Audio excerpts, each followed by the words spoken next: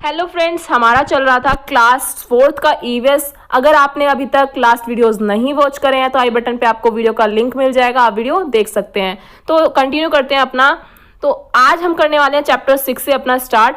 तो इस चैप्टर में आपका क्या इंपॉर्टेंट है वो सब हमने इसमें कवर किया है। आगे ट्रेन कहाँ से चली थी, तो ये क्वेश्चन जो था इस चैप्टर से बना है। इसमें ओमना का सफर है, तो इसमें ट्रेन जो थी वो कहाँ से चली थी, तो कच्छ में गांधीधाम से चली थी, जो हमारा गुजरात में है।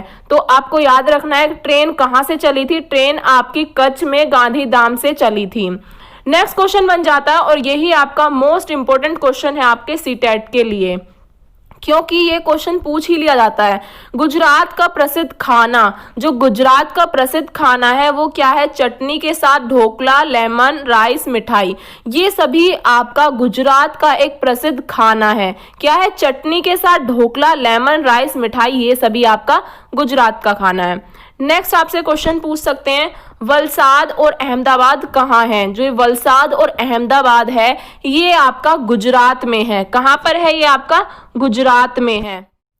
नेक्स्ट क्वेश्चन बनता है आपका, कोंजीकोड कहाँ है? और कोंजीकोड को हम कैलीकट भी बोलते हैं। तो कोंजीकोड आपका केरल में है। कहाँ पर है?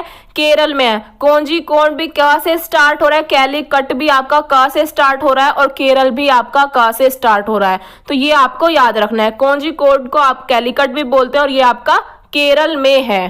तो आई होप आपको समझ आया होगा। आगे देखते हैं अपना। नेक्स्ट ये हमारा कुछ चैप्टर 7 के इंपॉर्टेंट पॉइंट्स हैं। मडगांव कहाँ स्थित है? तो ये आपको याद रखने हैं, ये प्लेसेस के नाम आपसे पूछ सकते हैं। मडगांव आपका कहाँ पर है? मडगांव आपका गोवा में है। तो इसको कनेक्ट कर सकते हैं, मडगांव, गांव से गोवा याद रखना। मडगांव है तो गांव से आप क्या याद रखेंगे? गोवा याद रखेंगे। तो ये आपका यहाँ पे क्लियर हो जाता है। गोवा से केरल के रास्ते में कितनी सुरंगें और पुल हैं? ये आपका इंपॉर्टेंट क्वेश्चन है। ये आपसे काफी बार पूछा गया है कि जो गोवा से केरल के रास्ते में आपकी सुरंगें और पुल पड़ते हैं वो कितने हैं? तो आपकी 92 सुरंगें हैं और आपके 2000 पुल हैं जो आपके गोवा से केरल के बीच में पड़ते हैं। नेक्स्ट क्वेश्चन आता है आपका, गुजरात से केरल तक के रास्ते में ट्रेन किन किन राज्यों से गुजरती है? तो आपके ऑप्शन में बहुत सारे ऑप्शन आपको मिल जाएंगे, तो आपको करेक्ट बताना है कि जो गुजरात से केरल तक रास्ते में जाने में ट्रेन किन किन राज्यों से गुजरती है। तो महाराष्ट्र, गोवा और कर्नाटक है जिनसे वो गुजरती है। तो याद रखना है, गुजरात और केरल से के रास्ते में आप महाराष्ट्र, गोवा और कर्नाटक जो है इन जगह से आप गुजर के जाते हैं। नेक्स्ट क्वेश्चन आपका बन जाता है, कोटालम नगर कहाँ है? तो कोटालम केरल में है।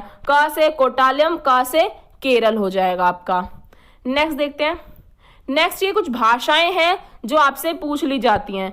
तो मलयालम आप कहाँ बोली जाती है? मलयालम आपकी केरल में बोली जाती है। कहाँ पे बोली जाती है? मलयालम आपकी केरल में बोली जाती है। और गुजराती तो गुजरात में बोली जाती है। और कोंकणी आपकी कहाँ कहाँ बोली जाती है? ये आपकी कर्नाटक में बोली जाती है, ये आपकी महाराष्ट्र में बोली जाती है, गोवा में बोली जाती है, और केरल के कुछ हिस्सों में बोली जाती है। तो आपको याद रखना है कि जो कोंकणी है वो आपकी कर्नाटक, महाराष्ट्र, गोवा और केरल के कुछ हिस्सों में बोली जाती है। तो इसका आप स्क्रीनशॉट भी ले सकते हैं, क्योंकि ये आपको एग्जैक्ट अभी तुरंत याद नहीं हो पाएगा। तो बट आपको इसे अपना याद रखना होगा, इसको भूलना नहीं है।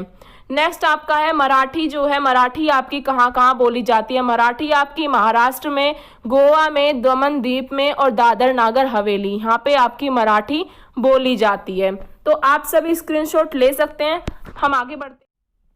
नेक्स्ट चैप्टर 8 में हमारा कुछ मोस्ट इंपोर्टेंट पॉइंट्स हैं जो हमारे क्वेश्चन में पूछे ही जाते हैं। आपने देखा भी होगा, अगर आपने प्रीवियस ईयर पेपर देखे हुए हैं तो आप एग्जैक्टली बता सकते हैं कि हाँ ये क्वेश्चन पूछे जाते हैं। तो ट्रेन टिकट पर क्या क्या लिखा होता है? तो ट्रेन के टिकट से लेके बहुत क्वेश्चन पूछा जाता है, तो आपको पता होना चाहिए जो ट्रेन का टिकट होता है उस पर क्या क्या लिखा होता है। तो उस पर आपका ट्रेन का नंबर होता है, सफर शुरू होने की तारीख होती है, बर्थ एवं डिब्बे का नंबर होता है, किराया होता है और दूरी होती है। तो ये कुछ चीजें हैं जो आपके ट्रेन के टिकट पर लिखी होती हैं। अगर आपसे ऑप्शन में कुछ एक्स्ट्रा बोला है और वो आपने यहाँ नहीं पढ़ा है तो आप उसको गलत बताएंगे, और जो आपको सही लगता है वो उसे सही बताएंगे। नेक्स्ट आगे देखते हैं। एक क्वेश्चन बनता है आपका, फेरी क्या है? फेरी आपकी एक प्रकार की नाव है जो आपकी केरल में प्रयोग होती है।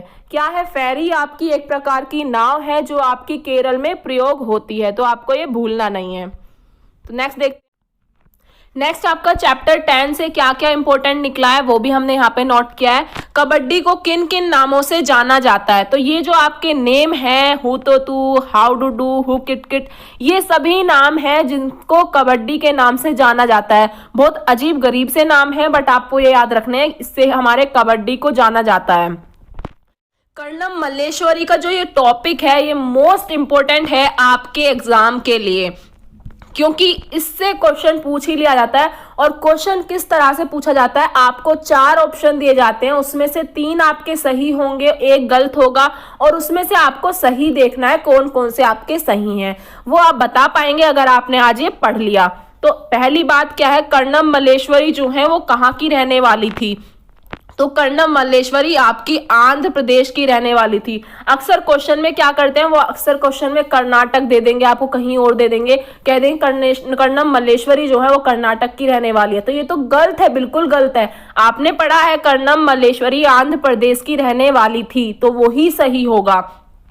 नेक्स्ट क्या है कि जो कर्णम मल्लेश्वरी थी वो एक वेट लिफ्टर थी, वो वेट उठाती थी, और उनके पापा जो थे वो एक हवलदार थे। और जो कर्णम मल्लेश्वरी थी उन्होंने 12 वर्ष की आयु से ही वेट उठाना स्टार्ट कर दिया था।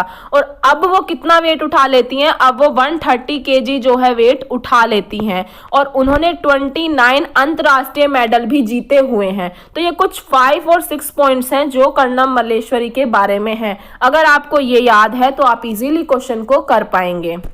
नेक्स्ट देखते हैं अपना नेक्स्ट क्वेश्चन बनता है इसी से ही कि इसे मधुबनी क्यों कहा जाता है।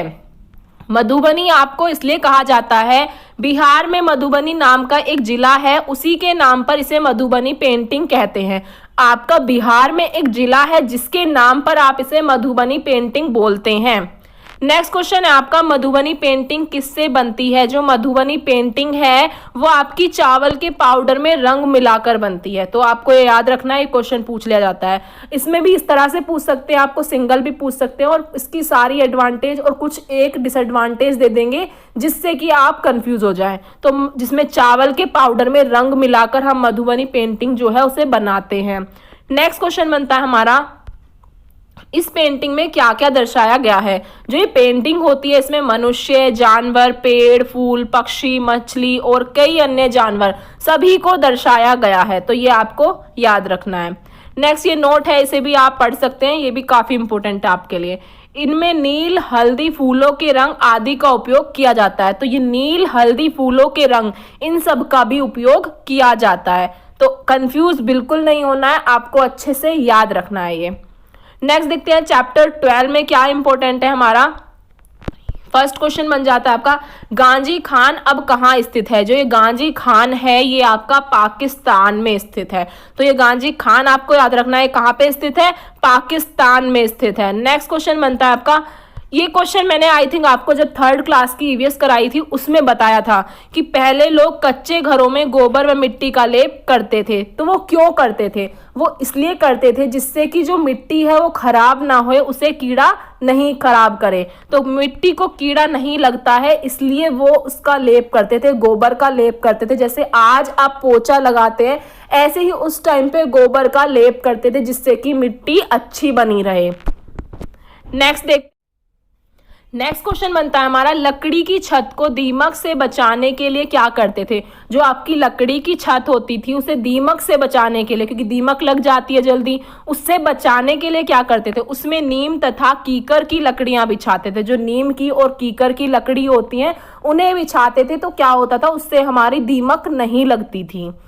नेक्स्ट आपका चैप्टर 14 से कुछ एक ही क्वेश्चन मिला है, बेलवनिका गाँव कहाँ पर है। बेलवनिका गांव आपका कहाँ पर है, ये आपका कर्नाटक में है। तो आपको भूलना नहीं है, बेलवनिका गांव जो है वो आपका कर्नाटक में है।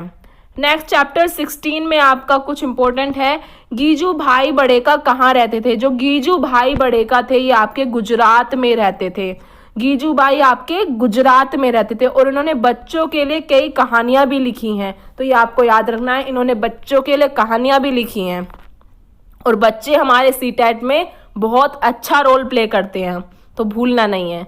नेक्स्ट है आपका इंडियन रॉबिन पक्षी अपने अंडे कहाँ देती है। तो ये क्वेश्चन जो है हर एक पक्षी से रिलेटेड ये सब क्वेश्चन पूछ लिए जाते हैं। तो जो इंडियन रॉबिन पक्षी है अपने अंडे कहाँ देती है, सड़क के किनारे पत्थरों के बीच में ये इंडियन रॉबिन जो है अपने अंडे देती है। कोयल अंडे कहाँ देती है, तो जो कोयल है वो आपके कोए के घोंसले में अंडे देती है। नेक्स्ट क्वेश्चन बन जाता है आपका पक्षी घोंसला क्यों बनाते हैं। जो पक्षी हैं वो घोंसला जो बनाते हैं वो अंडे देने के लिए बनाते हैं। क्यों बनाते हैं, अंडे देने के लिए बना। ओके फ्रेंड्स, आज का वीडियो यहीं पे फिनिश करते हैं। अगर आपको वीडियो अच्छा लग रहा है तो अपने फ्रेंड्स में शेयर करिए। अगर चैनल अभी तक सब्सक्राइब नहीं किया है तो चैनल को सब्सक्राइब करिए, बेल आइकन को प्रेस करिए जिससे हर वीडियो का नोटिफिकेशन आपको मिलता रहे। Thank you so much.